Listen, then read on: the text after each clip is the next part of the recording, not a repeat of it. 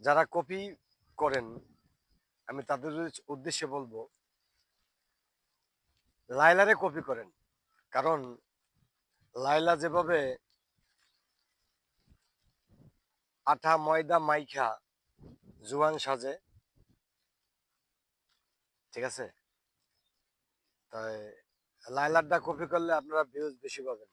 কারণ ও যেভাবে আধা ময়দা মাখে কোন দিন জানি এগুলোর দাম বাইরা যায়। কারণ মানুষ চেনা বড় দায়, ঠিক আছে। অনেক সময় কোনো সমাজে গেলে কিছু মানুষ চিনাও চিনি না। কারণ বুড়া সেরি